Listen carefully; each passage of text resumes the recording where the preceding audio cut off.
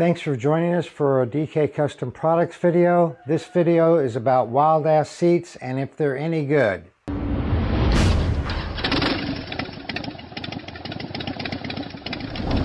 This video is about 1/3 of the comfort triangle. And if you're not familiar with what the comfort triangle is, here's a little clip from a video we made on how important it is. So guys, have you gotten the Harley you've always wanted? And you go out and after an hour of riding, your shoulders are aching or you just feel all cramped up?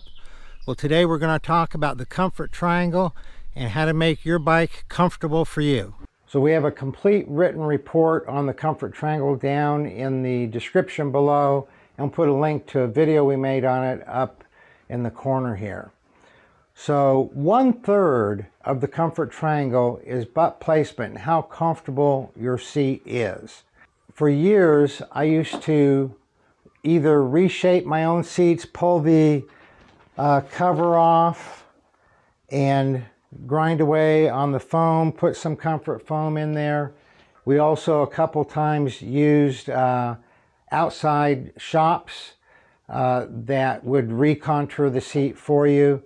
And then I think it's 12, 15 years ago, I discovered the AirHawk. Since the AirHawk, this little cushion that I generally run under the sheepskin, or even if I'm not running sheepskin, just run it on the seat there, that AirHawk has made it so I've never had to recontour another stock seat after. It's incredibly, incredibly comfortable. Recently, I was recommended Wild Ass seats, and when it was first recommended to me by John Meadows, who's a long distance rider and a Hoka Hey rider, I thought Wild Ass seats, it's a whole seat. No, it's just a seat cushion. And here's the thing, with the AirHawk, even though it's so good, we've never really been very vocal in recommending it because I bought that one 12, 13, 14 years ago. Since that time, AirHawk has been bought out by another company, and I've not heard very good things about their quality having gone down. And I've been concerned about this. I've had to patch this a couple times. It has over 250,000 miles on it. So when I was recommended Wild Ass seats, I purchased one. This was not given to me. I purchased one. So let's go ahead and open it up and see what's in here. I got a couple stickers here. Mile Monsters, which is part of the organization that John Meadows promotes with his long distance riding. I've already cut it open. Let's see what's in here. Oh, the dreaded Scan Me. So I don't know what that's going to. I hope they have written instructions. I hate having to scan for instructions and then either read them on my phone or the computer or print them out. But it looks like they do have instructions in here. There's my receipt for having purchased it. Here's a little sales pitch on it. And here's an owner's manual. So all the instructions are in here. Okay. So this maybe is on some videos or something. Here's some straps. I do not like to use the straps, but people do use the straps to hold it in place.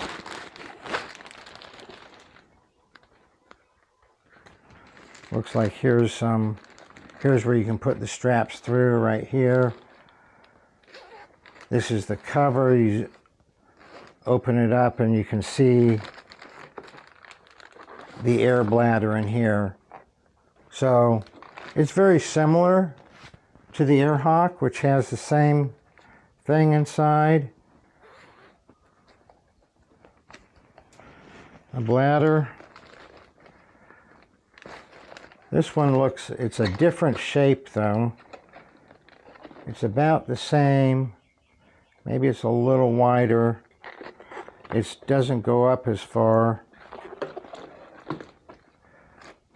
The bladders seem generally a little bit larger. 2, 6, 10, 14. Did I do that right? 4, 8, 12, 14, and this has 2, 6, 10, 12. So a little bit different. This has been incredibly comfortable for me. Let's see what else they sent in this package. Oh, wow. A little note. Okay. And some flyers and some stickers. And it looks like right here they have, just telling you how it works. So a lot of good informative information. This probably has a little too much air in it.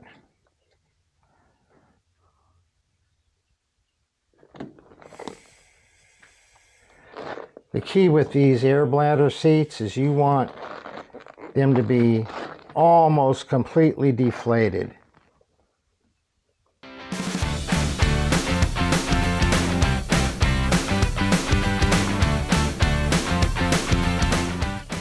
So let's see how this fits on here. A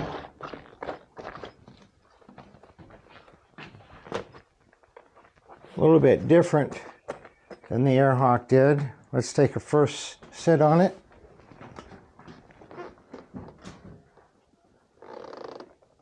And believe it or not, that still has a little too much air in it.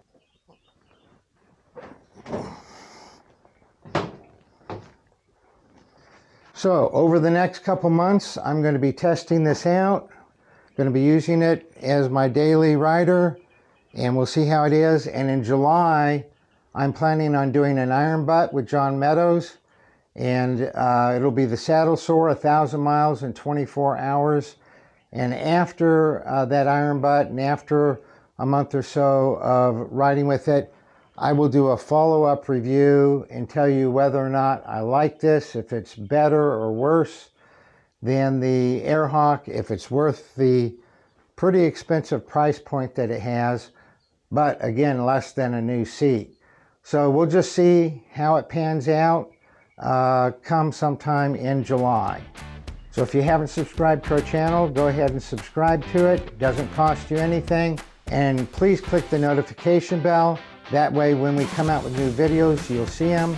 And when we come out with the follow-up on this Wild Ass seat, you'll get notified that that has come out. Please click the like button if you found this video useful or interesting. Share it with your friends. We'd really appreciate it. You all ride safe out there.